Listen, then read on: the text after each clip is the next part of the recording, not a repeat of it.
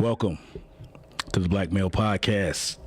This is a space where we delve deep into the experiences, challenges, and triumphs of black men in today's society.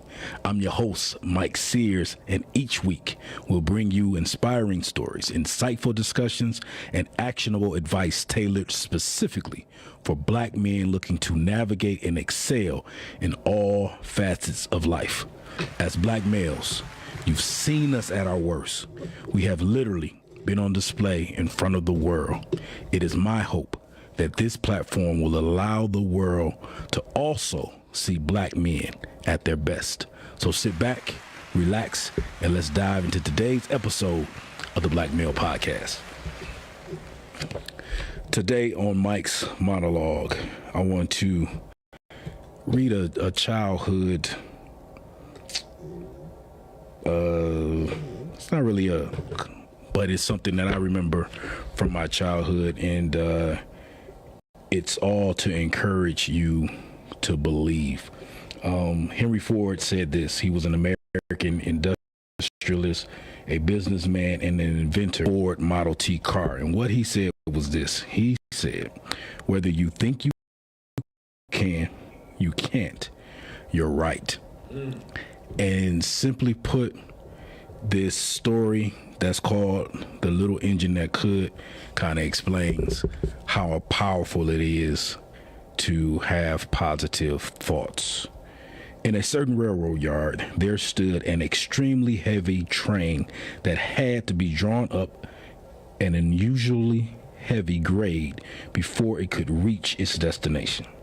The superintendent of the yard was not sure what was to do, so he went up to a large, strong engine and asked, "Can you pull that train over the hill?" "It is a very heavy train," responded the engine. Then he went to another great engine and asked, "Can you pull that train over the hill?" He replied, "It is a very heavy grade." The superintendent was much puzzled, but he turned to steal another engine that was spick and span new, and he asked, "Can you pull that train over the hill?" "I think I can," responded the engine. So the order was circulated, and the engine was started back so that it might be coupled with the train. And as it went along the rails, it kept repeating to itself, "I think I can. I think I can. I think I can." The coupling was made and the engine began its journey, and all along the level, as it rode toward the ascent, it kept repeating, "I think I can. I think I can. I think I can." Then it reached the grade, but its voice could still be heard. "I think I can. I think I can. I think I can." Higher and higher it climbed as its voice grew fainter and its words came slower. "I think I can." It was almost to the top. "I think I can." It was at the top. "I can." It passed over the top of the hill and began crawling down the opposite slope. "I think I can. I think I can. I thought I could. I thought I could. I thought I could. I thought I could." And singing its triumph, it rushed on down toward the valley. Even though that's a childhood, I would say somewhat of a poem or a story, the validity to it, even to you, no matter how old or how young you may be, is that there is power in not just your words, but what you think. Not the strongest train, not the more powerful train, but the brand new train, smaller than the other trains, believed or thought that he could do it, and he did. And so to you, I just say, no matter your size or what strength you may be, no matter your education or your experience, if you think you can, or if you think you cannot, you're right. The choice is yours. I encourage you to think that you can, because thinking alone is not enough, but it puts you in a position to take that next step and move forward. And just like the little engine that could, that too can be you. So, moving in today's episode, I gave today's title, Doing It from the D. What is that all about? A lot of times we have a lot of people, especially in the entertainment realm, when you're trying to make it here, you don't see a lot of opportunity. A lot of times you're being here, you're looking out and you're saying, man, I got to get away from here to make it, or I got to get away from here to have a certain level of success. And to that point, it's somewhat true, but is it really? Can you do it from the D? Can you be successful here? Can you make an imprint on the world in the entertainment realm, or any realm for that matter, from the D? The D has produced historically an enormous amount of great history, whether it's through science. I just talked about Henry Ford, through music, through entertainment. There's all types of things that come out of the D, but I don't think people really know some of the jewels that exist here currently, as well as some of those that have existed in the past. So I just want to talk about one that's definitely up and coming. He's definitely a jewel. He's definitely doing some things big, not just in the city for the city, but he's reaching the world with his message, and he's a gift and a talent. Without any further ado, I want to introduce Mr. Art Cartwright Jr. And before we show his face, I want to show you some of his work.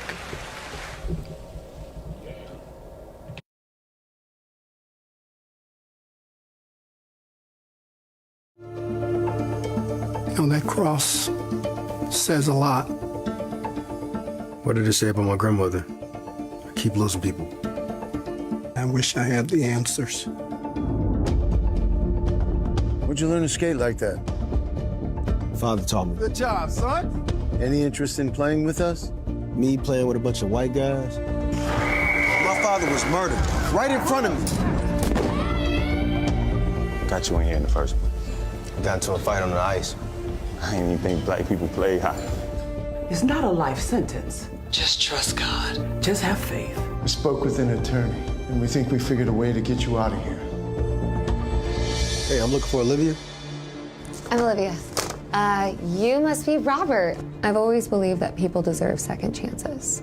I think that you should start wearing this again. For what, Grandma? For good luck? You're gonna make the perfect coach. Coach? Coach who? You know black people don't play hockey. It's too cold in here. Then they told me you was coming out here to coach them. What you gonna teach them? You Corey? Depends on who's asking. Heard you're a pretty good hockey player back in the day. We came here to see what's happening on the floor. Look at them skating to the rhythm. We can win with something the other teams don't have, and that's the rhythm. The rhythm! The rhythm! The rhythm! The rhythm! Let's go! Let's skate, baby! Let's skate! Let's skate! Let's skate!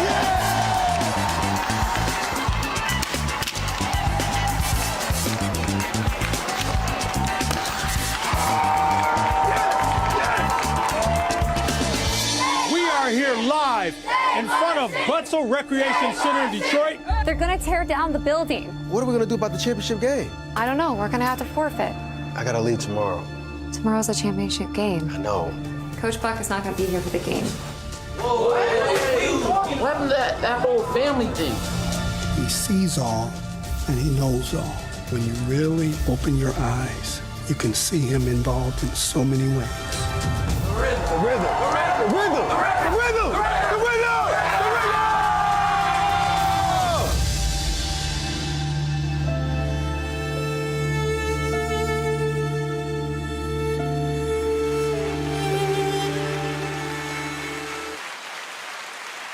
Please welcome to the Black Male Podcast, my very special guest and good friend, Mr. Arthur Cartwright Jr. What up, Art? What's up, Sears? You good, man? I'm great, man. Thanks for having me, man. Man, I'm happy you're here. I mean, I don't have to read through your bio. I definitely know you, but I know, there are some people probably listening that don't realize, all the things that you've done.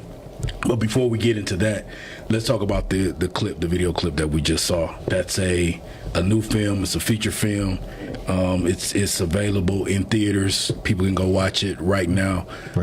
How did that come about? And tell us a little bit about that particular piece that you're the lead character in, correct? Yes, correct. Black Ice the Rhythm. It is in theaters right now at Imagine Theaters. Imagine Birmingham 8. Birch Run, Imagine Birch Run in Flint, which the director's up there today. So if you guys want to catch the showing, later showing, doing a special event up there.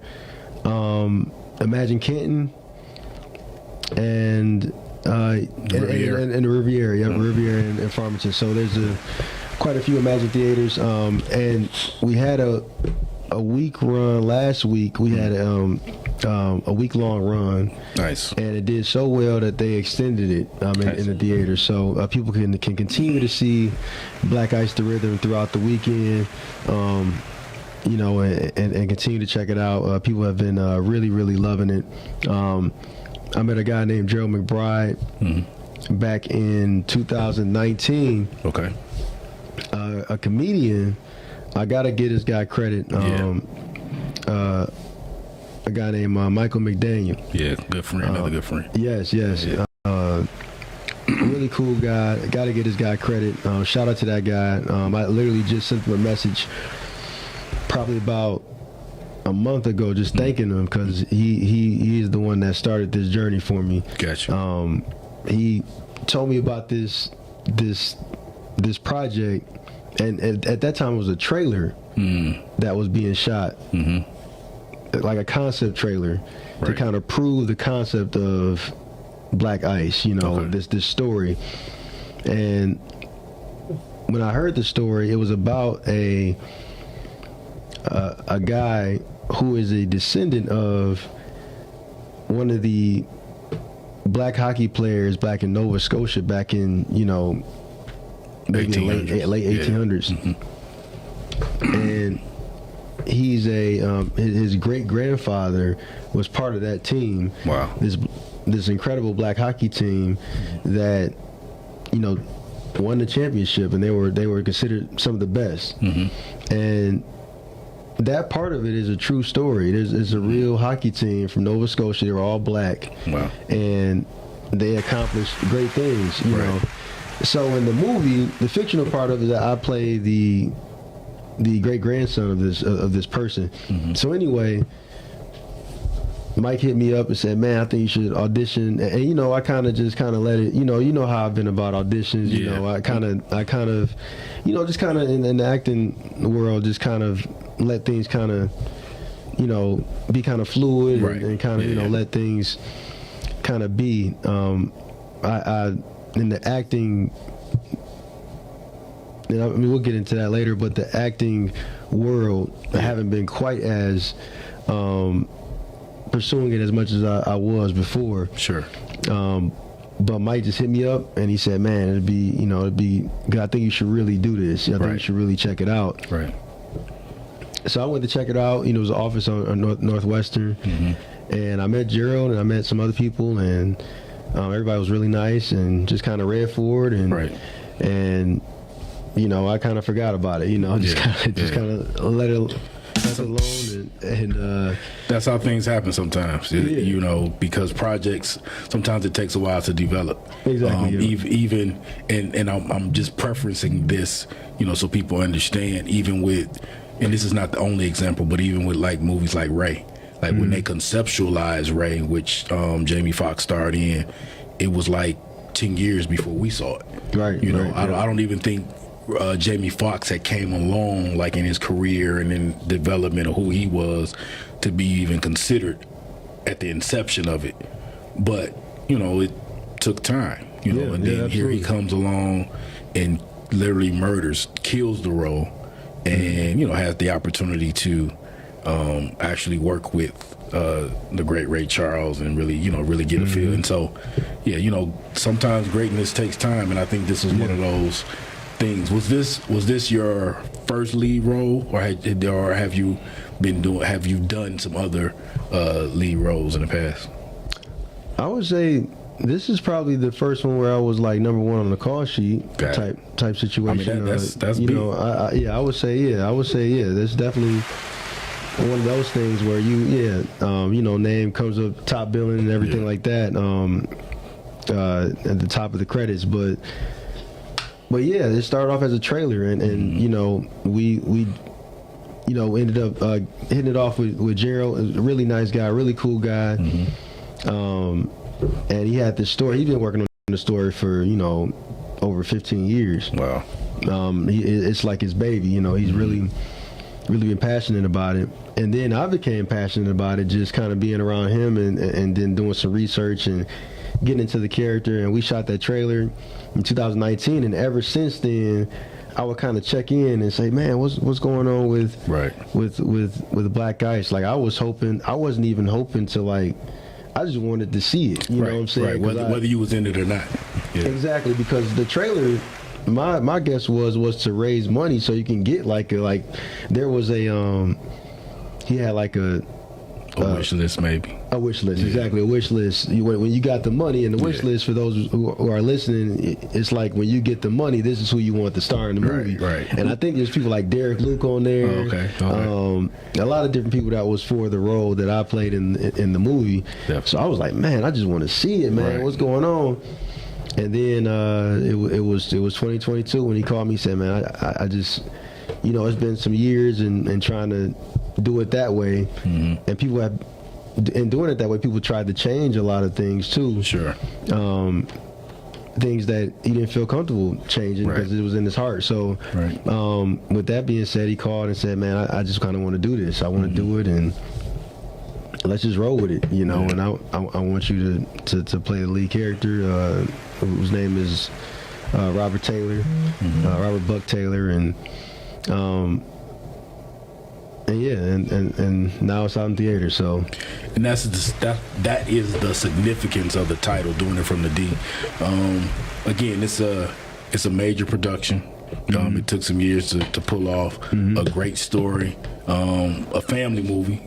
Me and my family had an opportunity to go see it yesterday, and it was great. What can people expect when they go see it? So they can expect a story. One of the main things is that my character is coming out of prison, and he did something without spoiling it. He does something that gets him put in prison. He does something on the ice that gets him put in prison, as you guys can tell from the trailer. As a work release thing that he has to do, he has to, because of his experience with hockey, they thought it would be best for him to help these kids at the Jack Adams Bustle Arena to play hockey. And these boys don't know anything about hockey in the movie. They didn't know anything about hockey, and so it's an uphill battle from there. But what they can expect is a very inspirational story, family movie, and some education as far as what Detroit has to offer. Because even with me, and I used to go play basketball at the Jack Adams Bustle Recreation Center, but I didn't know it was a hockey rink in there, and I didn't know people would learn how to play hockey in there. Kids would learn how to play hockey. So it was amazing to see all the kids except for one really knew how to play hockey. Wow. Like, for real. Yeah. So I came in like, wow, look at all these, black kids playing hockey. Yeah. I thought that was great. And ever since the movie has come out, parents have been hitting me up and you say, man, my son wants to play hockey now. What program can I go to? Where can we go? So the program is called Detroit Ice Dreams. It's out at Jack Adams Bustle Recreation Center, and they taught the kids how to play hockey. They taught me how to play some hockey. I don't know if you saw that skating I was doing. Oh yeah. Oh yeah, you killing it. All that skating I was doing. I'm sure you didn't see a double when you were in there. I'm sure you didn't see a. Not in this movie. You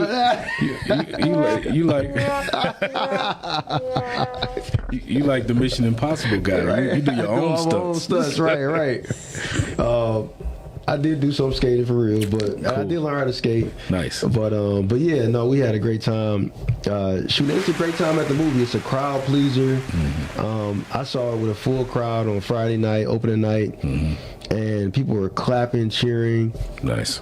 It's just one of those movies that we got to get a lot of comparisons to Mighty Ducks. Yeah. And you know, that's in good company. We talk about hockey movies. Yeah, you know, so definitely. So yeah. And Detroit has definitely been producing a lot of film. Yes. You know, for sure.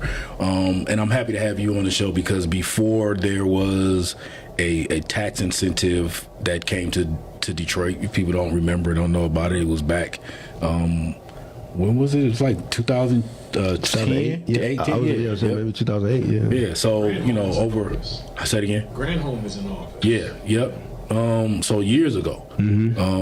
But before all of that, you know, you were in films, doing films, doing stage productions, and you know, I definitely want people to know that you're one of those hidden jewels in the city. Like you know, you're doing things against the grain, and you've been doing it for a while.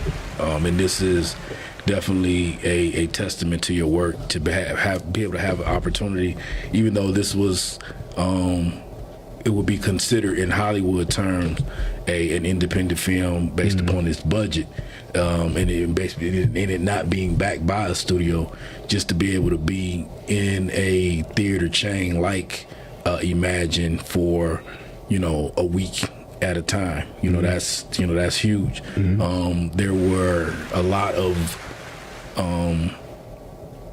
other supporting talent from Detroit. You know, as far as there was a lot of other cast as well as crew, and it was a really good movie. And again, it's something that could have been made in Hollywood. You know, and it looks like it. It doesn't look like it was done on a camcorder or anything. Now, you know what I'm saying, but. It was done in the spirit of excellence, and it was done well, basically is what I'm saying. And it was done, it came from the deep. And I just, you know, I want to encourage other filmmakers out there and just entertainers, period. Man, it's some good talent in the D. And whether you're doing it or you're seeing somebody else do it, man, let's keep supporting each other. Let's keep making sure films like, what's in the name of the film? It's called Black Ice the Rhythm. Right. Yep. You got to support, please go support Black Ice the Rhythm. We don't know how long it's going to be in theaters, but run up the numbers. You know, help them get the movie to some other cities, help them get the movie to some other states, help it get picked up, you know, on a large streaming platform. I say that because a lot of times all it takes is that one. You know what I mean? Absolutely. And that one person to make it, you know, break it or break through, and it opens the doors for a lot of other people. We've seen it in entertainment, especially rap music. You know, there are cities, states that, you know, rap wasn't the thing that city or that state was known for, but all it took for that was for that one artist to break out. You know, the South wasn't, you know, it was New York. It's New York, then it was LA. It was East Coast, then it was West Coast. But then the South got on board.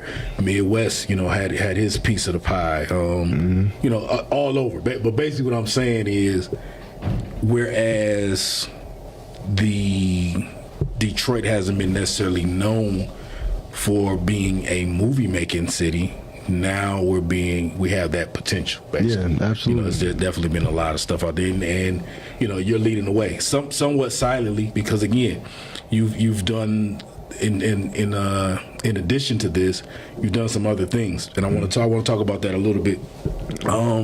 You actually had two movies You know, we've talked a lot about Black Ice, but you actually had 2 movies come out in the same weekend. Yeah, which is insane. Yeah, Right. that was not planned, so to speak. Right. You know, that's all God. God Absolutely. orchestrated that, and I thank God, you know, for allowing me to even be a part of these projects, and just for the listeners too. Black Ice is in theaters in the Metro Detroit area, but it's also starting June 21st. It'll be in Dallas. Nice. So any listeners in Dallas and any listeners who get your family in Dallas to come out and go see it at the Galaxy Theaters, and down there, and it's I think it's going to be like a rollout, Picking up some momentum. picking up some momentum. You'll see it in, you know, Chicago and Atlanta and some other cities pretty soon. Nice. With the other film that came out on Friday, this was a nationwide release from Jump. Oh, wow. Called Dare Camp 86, which is a completely different movie. Right. I'm talking about on the other side of the spectrum. Like, I'm talking about if you on this side of the street, this one is on in the other city. Like, this one is like, this movie is like, it's a horror comedy. Okay. Yeah, total opposite. It's a horror comedy. And I did that one because Not yet. it was a good, a really cool, a really good friend of mine, a director. He called me. I've done a few films with him, and he called me and said, "Hey man, you know, we're about to in 2020 we're about to go in the woods and make a movie, you know." Wow. And it's called Dare Camp, Dare Camp 86, and Dare Camp 86. yeah, Dare Camp 86, and it's a bunch of guys going to Dare Camp in 1986, and I'm the black guy that goes up there with them. You don't die in the beginning though, right? No. Okay, cool. For all my people out there, go see the movie because I am not the first to go. Okay. That's a stigma. I am not the first to go, and sorry, kudos to the director and producer who called me and told me that we didn't want to add to that stereotype at all. So I'm not the first to go. And that's an exclusive list. That's an exclusive list. In horror films. Somebody made a list, and you on it. and I was on it. I was on it with LL Cool J and some other people.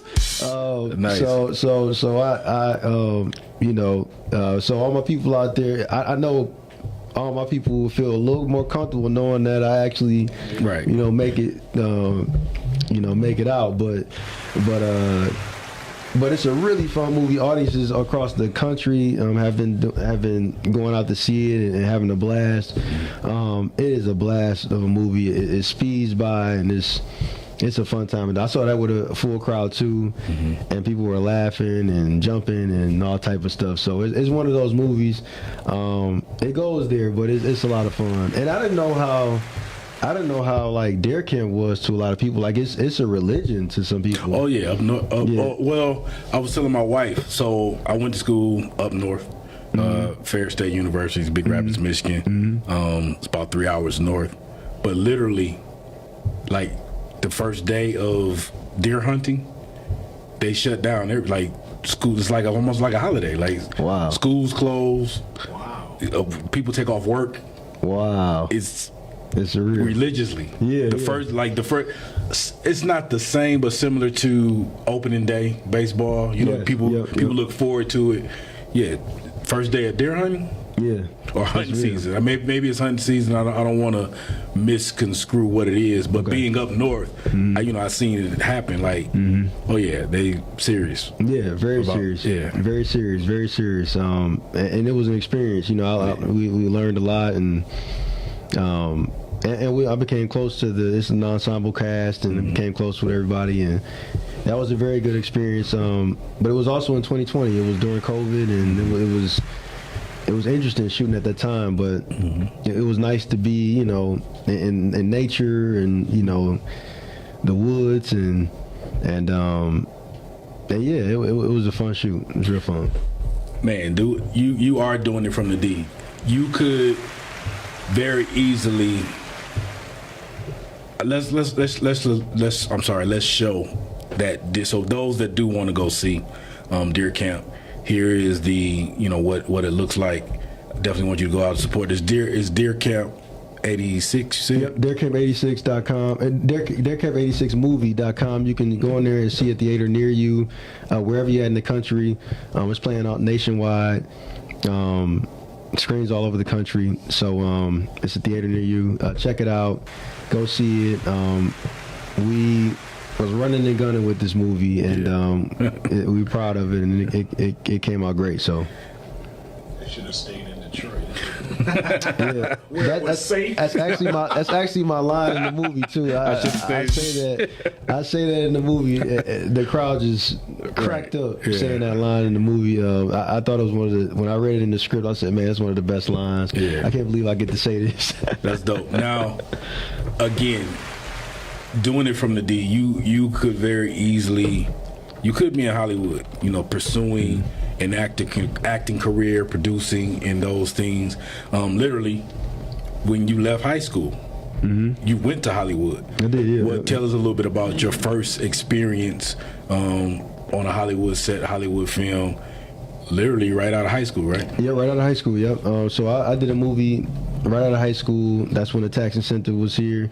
I actually remember in high school, and I don't know if we getting that, I don't know if we doing a lot of self-disclosure here on how we met, but it's all good. Okay. But yeah,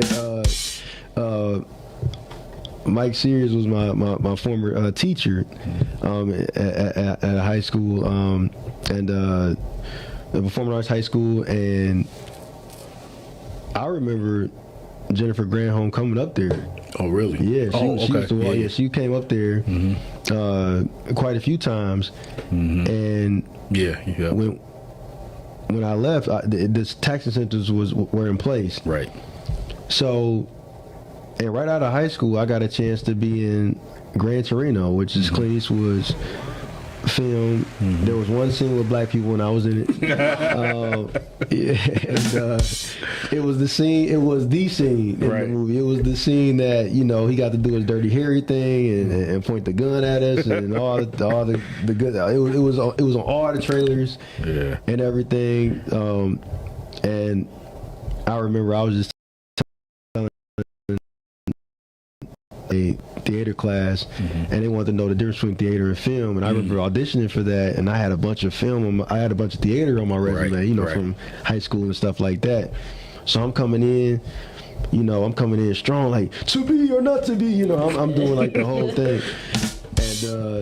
And then shout out to my agent at the time. She was like, hey, maybe you want to, calm down a little bit. The camera is like right there, so you don't have to, do all that, you know what I'm saying? So when I came back, I was a lot calmer, and just kind of delivered the lines, just calm, as if the camera was like right here, and ended up getting the role, and met Clint Eastwood, and we had a good time with him, and that was an experience. That was one of my first times, like really on set and really experiencing, like a Hollywood set. This is the budget for that movie was like $40 million. Oh wow! So looking at that, that was a heck of a way to be introduced to this industry. Definitely. So I was like, man, that's only my folks were like, man, that's only one way to really do it. Now you gotta move, to experience, that. And we went out to Hollywood for the premiere, at Warner Brothers Studios. Never forget that. It was incredible. And this is my introduction to this industry. Absolutely. So it's like, man, like I'm kind of spoiled now. Like this is something that and I knew this wasn't an experience that was. I'll say I didn't know if this was going to be an experience I could continue here. So because stuff like that didn't exist. Yeah, here. it didn't happen here. No, yeah, and there wasn't a lot of movie premieres, if there were any, like in Detroit. Yeah. You know, very far and few in between. Yeah, and if they were premieres, they weren't premieres like that. You know, like I mean, we're at Warner Brothers Studios. Definitely, we didn't have any studios here. Yeah, no, at the no time, film studios. exactly. They do now, you know, but still, like Warner Brothers Studios, you know, this is, you know, one of these studios, you know. So we're, you know, me and my dad, we got a chance to go out there and walk the red carpet, meeting, you know, Angelina Jolie's there, you know, Hilary Swank's there, like. Now you did another film with Angelina, right? What's it? Yeah. No, I didn't do a film with her, but I did meet her and talk to her at the premiere. Got it. Okay. A Grant, because, you know, I forget. I'm like, man, this is Clint Eastwood. Like he's right, like, he knows everybody. Like this the guy. Yeah, like everybody wants to be around this guy. Right. So this is like a crazy experience. I'm meeting people that I read about my whole life, you know, and just, you know, from, you know, Brian Grazer, like a big time producer, and just all types of different people there, and that was an experience. Never forget. You know, people at Warner Brothers are really, really cool. But after that, I'm like, man, I guess I gotta stay out here. You know, my family, you know, said, hey, you gotta get out of here. You gotta, you know, go out there and do your thing. So I have an uncle out there. I stayed with him. It was great. I stayed in Compton. Oh great. Wow, yeah. I stayed in Compton. And that's going back to a town not being known, but the artists there made it known. Nobody knew anything about Compton until it came through a record.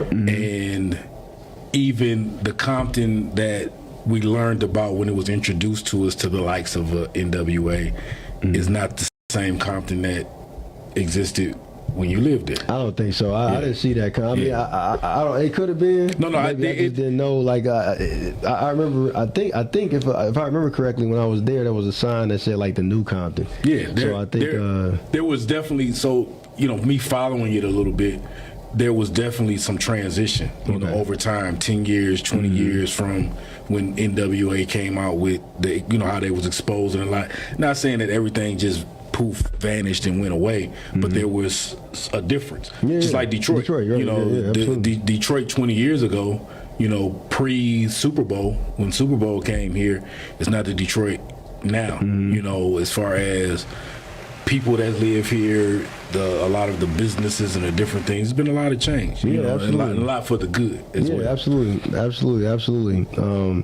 But then after that, I had a great experience out in Los Angeles. A lot of things were happening, a lot of great things. But because of the tax incentive that was here, I kept getting called back here. You know, so I was, you know, it didn't make sense to be out back there. Yeah, I was flying back a lot. You know, work was happening here. Exactly, and some big opportunities were coming here. It was. Yeah. You know, we used to call them.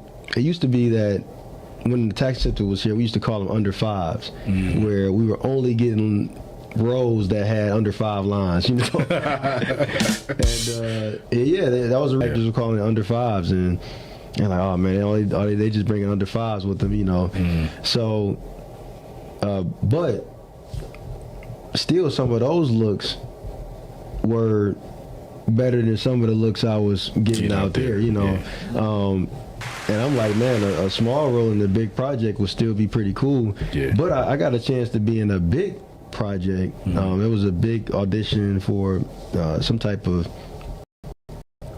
sitcom, and I had to wait around until, you know, they had a callback. So I just kind of stayed home, and then I started doing a lot of work here. You know, I started doing a lot of work here and taking advantage of the tax incentives, doing some plays, meeting a lot of different actors here, connecting with a lot of different actors, and it's been great. And I went back and forth a lot, you know, went back and forth a lot, as you know, and you know, but I made a lot of great connections here during that time, to whereas when they and all it was I made connections during that time that still pay off today because the people that made the movies here, they're dedicated to making movies here in Michigan. Right. And then they're dedicated to working with the people that worked with them then. So yeah, absolutely. I always say, relationships in the industry is the biggest currency. Yeah. Like, and that may not be the case with every industry, but it's definitely the case with this industry. I feel like it's you build a relationship. Everything has been through relationships. That's a nugget right there. Yeah, that's a jewel. I can't say it's been necessarily. Agents are great, managers are great. That's great. But quick story on that. There was a movie called Judas and the Black Messiah that came out a few years ago. And there was a guy, and like I said, agents and managers are amazing. They are needed, absolutely. But there's a guy, I think his name is Jesse Plemons. He was one of the white guys that was in the movie. He was in Breaking Bad, real famous actor. And the director of that movie, Shaka King, I believe that's his name. He wanted this guy to be in this movie. So he talked to the agents and everything like that. Couldn't get to him.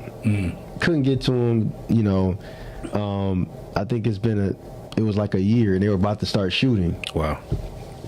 And he said, I really need this guy in the movie. Like, this is the only guy I can see playing this role.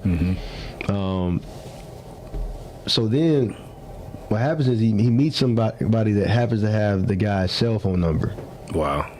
And he gives it to him. He calls the guy, and the guy, he said, "What? I've never heard of this project." Wow. I've never heard. Of course, I would do this. I would love to do this project. Wow. I have not heard of this project. Yeah. So he was able to build that relationship and contact them personally. Right. To whereas now they're able to create some great work together. So relationships are extremely important. That's key. And I think that's important, especially for anybody that's serious about this craft, film in particular. Most careers, most industries, it boils down to relationships. Most of the jobs that I've received, they came through some type of relationship. Either me knowing somebody or them getting to know me. Whether it's through the interview, but relationships are key. Like you said, people call you, and that's a good story about that particular situation. And you telling your own personal story, how you've been able to get things through relationships. Yeah, you have an agent, yeah, you have managers, but people remember you when you show up on set, you show up on time, you deliver, you build a rapport. People start writing stuff for you, or writing stuff with you in mind. Exactly. Because they're like, man, I see the gift, or I see the talent, or I just would love to work with them again. And that's probably just as important. Not necessarily one over the other, but it's just as important. And sometimes that could be the deciding factor, that relationship. With that being said, I know you talked about being out in Hollywood, you pivoted, you came back here. I want to kind of talk a little bit about some of the things that you did in that pivot, and how going from Hollywood, being on stage, or not stage, but being on set with the likes of Clint Eastwood, being in a $40 million film and having that experience, how has that contributed to the decisions that you have made and the things that you have done, what you're doing now, and then what you plan to do in the future? Okay. Real quick, I just want to talk about today's sponsor. Today's show is sponsored by Mike Sears Productions. Mike Sears Productions. Bring your live and theater productions to life with Mike Sears Productions. Expert project management, AV support, and all the technical services you need to shine. Visit us at MikeSearsProductions.com or the IG page, Mike Sears Productions, or just give us a call at 313-422-3347 to learn more about our services and how we can make your next level event unforgettable. If you're interested in becoming a sponsor for the Black Male Podcast, also reach out to Mike Sears at 313-422-3347, or you can send a email request and more information to be delivered to you if you email us at theblackmalepodcast@gmail.com. Again, that's the THE Black BLACK male MALE podcast PODCAST @gmail.com. If you could, can you play that the second video for us? Mm-hmm.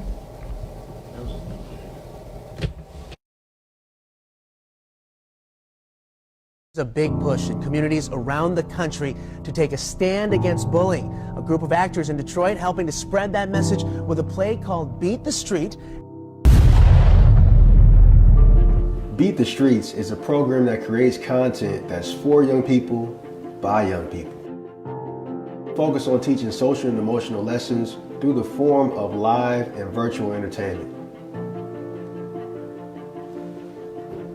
I read a book in middle school called We Beat the Streets, and it told a story about teenagers that made a promise to each other to become doctors, and it had a really, really big impact on me. I wanted to make that the basis of our program, Beat the Streets.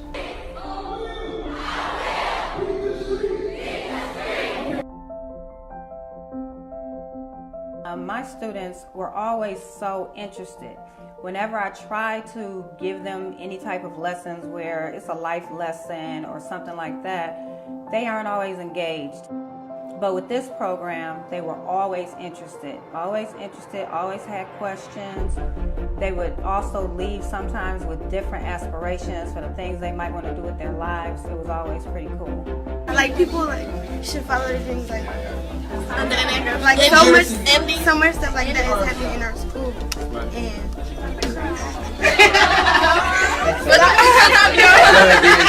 tell us what you got. Any circumstance don't ever stop, no matter what's on there. Like, cause you can't reach your dream. Like, I wanted to be a doctor. So it touched me a lot. And a lot of kids don't understand that. Like, no matter where you come from or what you do, that you can't reach your goal if you just try hard enough. We inspire students through performance, talking about different things such as cyberbullying, verbal bullying, physical bullying, peer pressure, goal setting, self-esteem, self-awareness, college and career readiness. But what separates our program from others is that students are actually having the time of their lives while they're learning how to handle these things.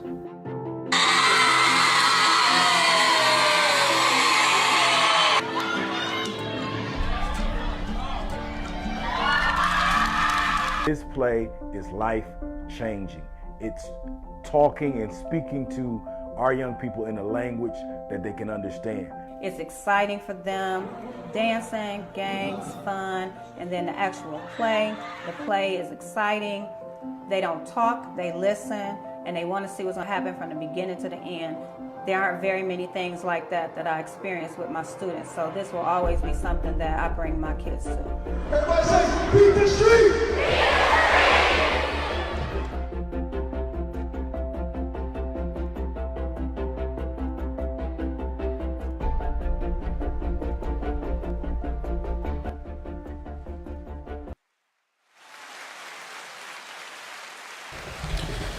Man, are you just don't stop.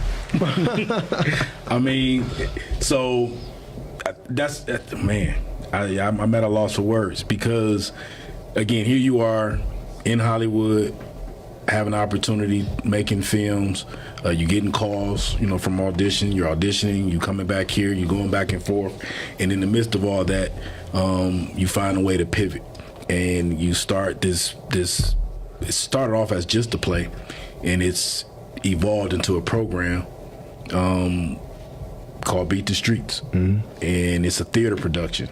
Talk a little bit about it. Yeah, it started off as a in the film industry, in the acting profession,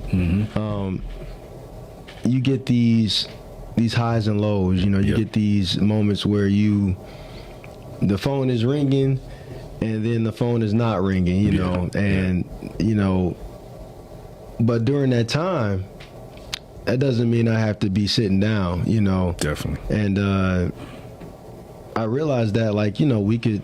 So I started doing some of the local stage plays. There was a lot of people that were doing stage plays at the time. I always say, like, it seemed like the stage plays kind of morphed into like the Tubi movies, you know. Definitely. But beforehand, it was like a stage play every weekend, you know.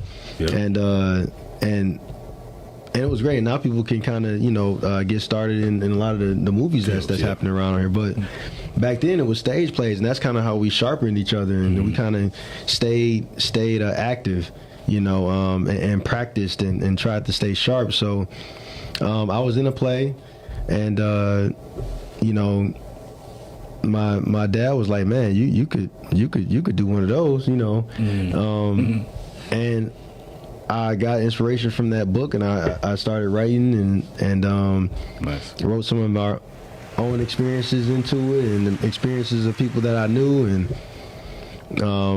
then came up with it. And we did the play for the adults, and then, you know, my dad, who was a DPS teacher for, I forget for how long, but he said, "Man, I would have brought my students to see this." Nice. And for the longevity of it, you know, we just started doing it for students. Right. But it all started off with just trying to keep ourselves sharp. Like, me and my friends, acting friends, like anybody that wanted to just stay sharp. Right. You know, we just kind of did this. And when we started doing it for students, it just kind of blew up, you know, and more and more people wanted to be a part of it. And you know, we started to work really hard to kind of make sure it was content that students could relate to. We thought about what we wanted to see. You know, we were all not too far removed from high school at the time. You know, it was you know, and we try to think about where we were and relate to what students want to see, and try to combat some of the negative images that's in, like, entertainment that the students see all the time. You know, we wanted to kind of give them something that, hey, you can watch this, but also be entertained by it. You know, it's not a watered down or something that's cheesy. Exactly right. It's something that they can go, they can have fun, they can enjoy themselves. They feel like they went on a ride, but at the end of the day, they also learn something, you know. So when did you start doing the play? We did our first show ever, I believe, in 2010. Okay. Yeah. Okay. And is this something that's still going on now, or did it phase out? As far as the plays, it's still going on now. Yeah, you've been doing it since 2010. Yeah, well, for students, we started some time after that, but our first show was in 2010, and we started doing it for students, you know, some years afterwards. But I think that says a lot in and of itself. There are not a lot of playwrights, or even productions for that matter, that last, you know, 14 years. That has to say something. Yeah. To the quality of the work, something that you created for kids. You know, kids they're honest. You know, they're not going to. You're not going to continue to have an effect over them for that many years with something that doesn't have a certain level of value and a certain level of, like you said, entertainment value as well as education value. And just having had an opportunity to be a part of it for some years, I can attest to it started in Detroit. Yep. You know, doing that, having the opportunity to do the play in some of the was considered at the time, you know, rougher schools in the city of Detroit, East Side, Southeastern, and again, not saying anything bad about the school, but if you from the area, if you from Detroit, you know what it is. Yeah. And you know, we had, you know, young men coming up after the show, you know, thinking they was about to come up and you know, have some words, And they did have words, but it was positive words. Right. Like they wasn't trying to get at us, but they were actually trying to say, shake our hands. Like, hey, thanks for coming. Yeah. You know, and I think, you know, that's dope that here you are, this, you know, in a sense, a Hollywood star entertainer, having had an opportunity to experience that level of production, that level of being a part of a process, you know, movie process. Not many, if any, get that opportunity. You've had it. You haven't stayed there in terms of thinking that you were bigger or better than the people where you came from. You actually chose to come back and give back. And with the play, it started in Detroit, right? Yep, started in Detroit. But you've had, like in the videos, it's had opportunity to go to Chicago and go to Atlanta, and other places around the country. So in the Cincinnati, Charlotte, Philadelphia, Ohio, yep. And by the way, I know we're in a formal interview right now, but Mike Sears is a huge part of why it's been successful. So I just want to put that out there and thank you, man, for everything that you've done for me and for the production, the company, everything, man. But we wouldn't be where we are, without what you've done. So I appreciate that, and it's only the beginning, man. We've run out of time. There's so much more we could talk about. I think we covered a lot. We need part 2. Yeah, we definitely got to have sooner than later. Yeah. Please tell people how they can. Well, before that, real quick, just off the dome, I do this fun facts. We talked about your success as an artist, as an entertainer, writer, director, producer, as well as an actor, which some people don't know. But just some fun facts off the dome. I'm gonna give you a question and you just answer a few of them. Okay. Favorite TV show right now? Favorite TV show right now is probably Abbott Elementary. Nice. Nice. Do you prefer handwriting or typing? Typing. Are you a morning person, night person? Morning person. Favorite dessert? I would say key lime pie. Nice. What city you love to live in right now? That's a good question. Man, I really love what's happening in Detroit. I'm not gonna to be here and see what's going on. It's amazing, But I do like Charlotte a lot, man. When we went down there, I was just like, man, it's kind of chill, but you still get a city vibe too. Right. Charlotte is great. So shout out to Charlotte. Well, that's what's up. If you had to eat only one meal for the rest of your life, what would it be? That's a good question. It would probably be, man, that's a good one, man. I'll probably take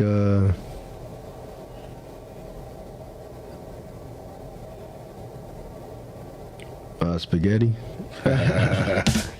Mom spaghetti. Yeah, well, not mom spaghetti. Not mom spaghetti. Shout outs to him. Yeah, shout out to him. But yeah, my family makes some good spaghetti, man. My wife makes good spaghetti. So. Oh yeah, shout out to the wife. Yeah, shout out to the wife. Yeah. Listen, before we go, please tell the people how they can keep in touch with you, and shout out your films one more time. That's currently in theaters nationwide as well as in the Metro Detroit area. Yes, you can reach me on my handle, Blockbuster Art, on Instagram. Also, please check out Black Ice the Rhythm. In theaters right now, Imagine Theaters locally and coming nationally, and Dare Cup 86 is nationwide right now at a theater near you. You can go to Black Ice the Rhythm at Imagine Theaters. You'll see all the dates and all the show times, and then Dare Cup 86 themovie.com, and you can look up where it's at in your area. So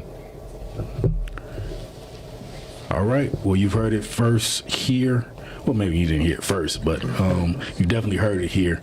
Happy to have you here, brother. Thank you, man. I hope Appreciate people, you. hey, if you got questions, maybe you're an inspired actor or actress. I'm sure Art don't mind sharing whatever he can to help you along the way. He's just that type of guy. But again, let's keep this going, man. Let's keep the conversation. Keep doing what you do. I know all the stuff that we didn't even get a chance to talk about. You're literally just scratching the surface. You're literally at the beginning, so I can't wait to see, what God got for you next. Thank you, man. I appreciate you, man. Thank you so much. Oh, man, thank you. Listen, before we get out of here, we got to leave with Mike's motivational moments. Real quick, today's message is "Don't Quit" by Edgar A. Guess. When things go wrong, as they sometimes will, when the road you're trotting seems all uphill, when the funds are low and the debts are high and you want to smile, but you have to sigh. When care is pressing you down a bit, rest if you must, but don't you quit. Life is queer with its twists and turns, as every one of us sometimes learns, and many a fellow turns about when he might have won had he stuck it out. Don't give up, though the pace seems slow. You may succeed with another blow. Often the goal is nearer than it seems to a faint and faltering man. Often the struggler has given up when he might have captured the victor's cup, and he learned too late when the night had came down how close he was to the golden crown. Success is failure turned inside out, the silver tint of the clouds of doubt. And when you never can tell how close you are, it might be near when it seems so far. So stick to the fight when your heart is hit. It's when things seem worse that you must not quit. We're signing off. Thank you for tuning in to another episode of the Black Male Podcast. We hope that today's stories and discussions have inspired you. Remember, our journey together doesn't stop here. Let's stay connected. Connect with me on Facebook and IG at the Black Male Podcast. YouTube is coming soon. Until next time, keep striving, keep growing, and remember, we're in this together. I'm Mike Sears, and it's been a pleasure. Take care, stay safe, and until the next episode of the Black Male Podcast, don't forget, before you go back, fade.